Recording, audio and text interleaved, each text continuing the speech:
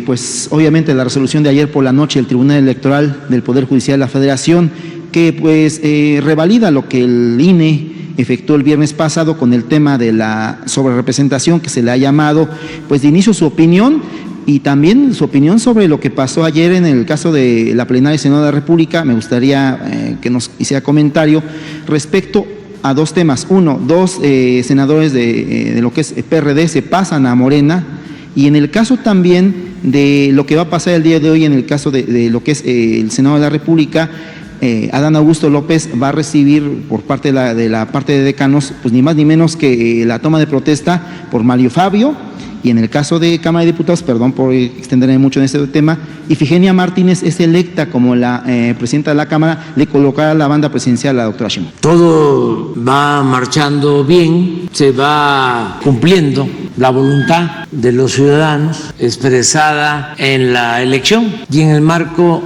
de las normas, lo que establece la Constitución, lo que establece la ley de la materia.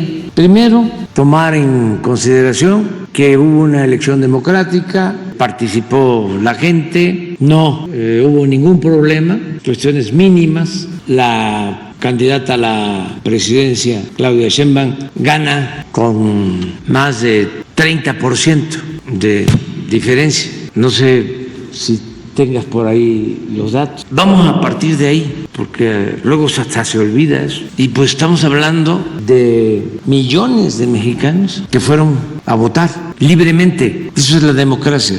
Y decidieron a favor de la candidata Claudia Sheinbaum. Y luego también, en el caso de los senadores, pues yo creo que en la mayoría de los estados, para que no se le dé tan rápido, ¿no?, la vuelta a la hoja, porque esto hace que se empiece a deformar todo, ¿no? Los que se dicen demócratas no aceptan esto. Llegaron a decir que era brujería.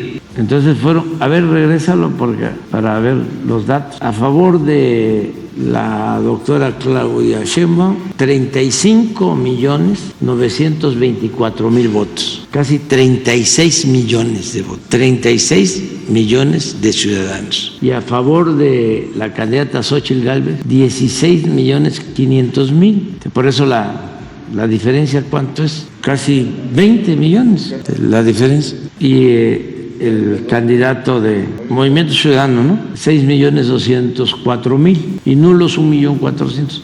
Pero esto es lo que expresó del pueblo. Esto fue la decisión. Adelante. Luego estos son los diputados federales de mayoría de 300 distritos. El Movimiento de Transformación obtiene 256 y 44 el bloque conservador. Pero eso es la decisión de la gente. ¿Qué más tienes en datos? Senado, ¿en cuántos estados gana el Movimiento de Transformación? En 29.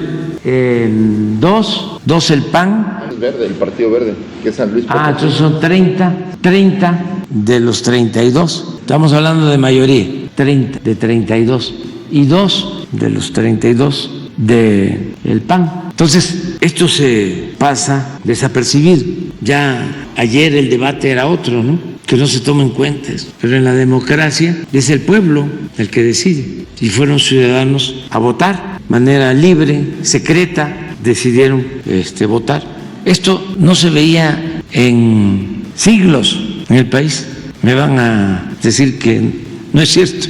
Nosotros luchamos muchísimo por hacer valer la democracia. Y este es el resultado. Luego de eso, primero la polémica de que, ¿cómo? ¿Cuántos votos? Y empezó esto de que se había hecho trampa, ¿no? Y de que los votos a favor de la señora Xóchitl, o sea que los 36 millones de votos de la candidata electa no eran de ella, no eran para ella, sino para Xóchitl, y los de Xóchitl para la doctora. Y bueno, luego después de que los intelectuales orgánicos, ¿no?, Aguilar Camín, hablando de manipulación y se compró a los ciudadanos, faltándoles el respeto a los mexicanos, y que pues el pueblo es tonto, y eso lo han dicho Said y Aguilar Camín y todos, porque ellos son sabiondos, ¿no?, son expertos, son superiores, y se les olvida que la democracia pues es el gobierno del pueblo y para el pueblo. Aprovechando, presidente, ¿le luego, merece algún comentario lo que dijo la magistrada Mónica Soto, de que fue sujeto de amenazas? Así lo dijo en su discurso.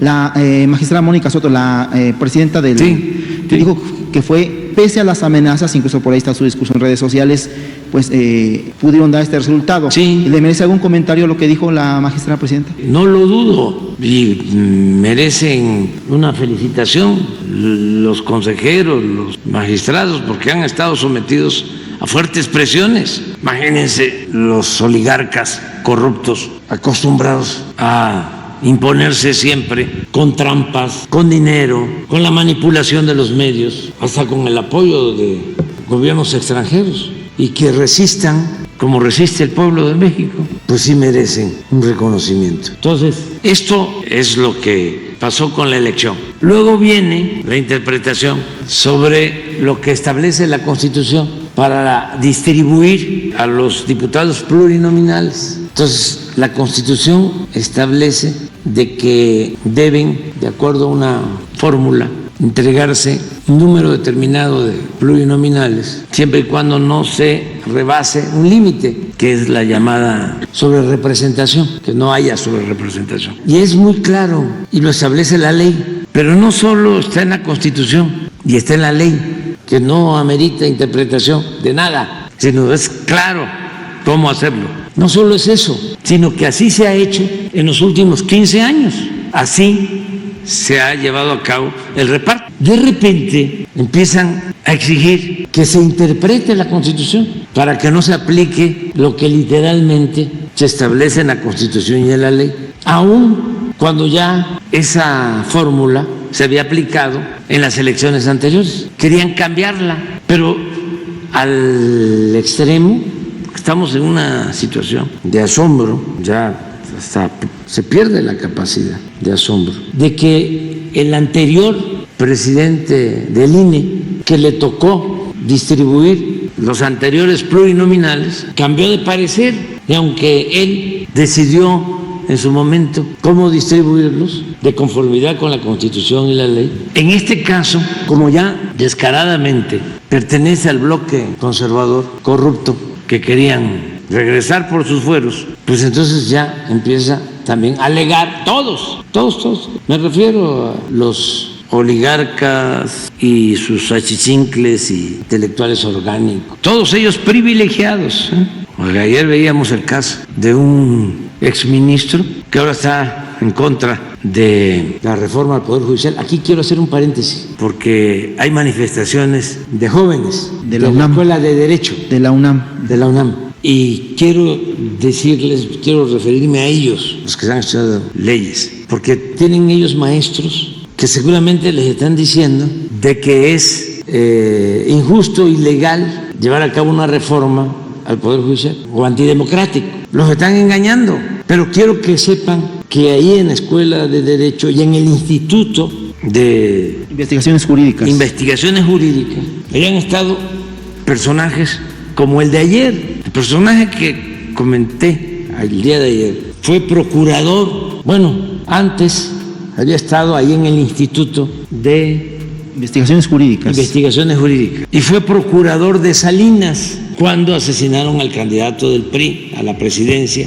Luis Donaldo Colosio, y fue de los primeros en salir a declarar de que se trataba de un asesino solitario, cuando la Fiscalía tiene la información, incluso está solicitando orden de aprehensión que el Poder Judicial no otorga, no quieren los jueces, porque hay un segundo tirador.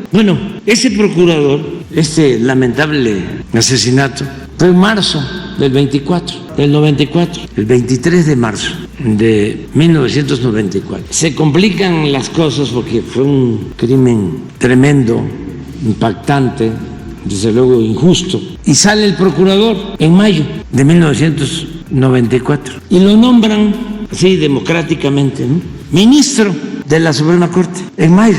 Viene la elección presidencial, gana Zedillo, y entrando Zedillo en diciembre de 1994 da a conocer un decreto para desaparecer la Suprema Corte y liquida a todos los ministros. este ministro que acababa de entrar, que entró en mayo, para diciembre, son 6, 7 meses. Desde entonces, desde hace 30 años, todo esto para los muchachos que sepan de qué se trata, por qué es la reforma al Poder Judicial. Desde hace 30 años, ese ministro cobrando más de 200,000 pesos mensuales, libres, como 250,000 pesos mensuales, libres, como 70 millones de pesos, más lo que recibe como maestro emérito, si no lo es formalmente, sí, por la fama de la UNAM. Por eso lamento lo que ha sucedido también en el periodo neoliberal, cómo destruyeron mi alma mater.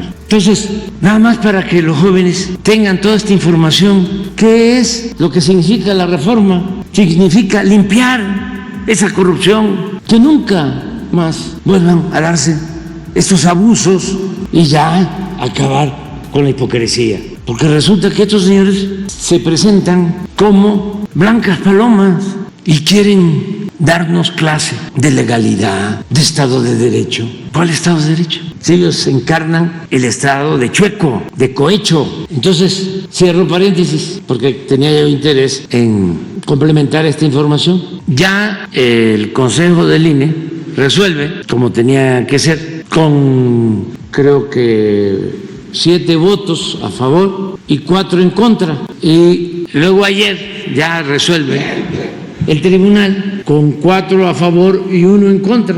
¿Y qué significa esto? Bueno, pues que ya de conformidad con la Constitución, primero por voluntad del pueblo y luego de conformidad con lo que establece la Constitución, las leyes, pues hay una distribución de los que van a ser diputados plurinominales. Y esto lleva, que es lo que los tiene también muy enojados y nerviosos, lleva a que el Movimiento de Transformación va a contar con mayoría calificada en la Cámara de Diputados para poder llevar a cabo reformas a la Constitución, que es lo que ellos no quieren. Porque cuando ellos tenían mayoría calificada en el periodo neoliberal, llevaron a cabo reformas a la Constitución para beneficiar a una minoría rapaz, y todas esas reformas fueron en contra de la mayoría del pueblo de México. Entonces, como son siempre, ¿no?, de hipócritas los conservadores, tienen preocupación de que se dé marcha atrás a las contrarreformas que se aplicaron cuando ellos actuaban como dueños de México, cuando no les importaba el pueblo de México, cuando marginaron al pueblo de México, cuando humillaron al pueblo de México. Entonces, ahora esa es su preocupación.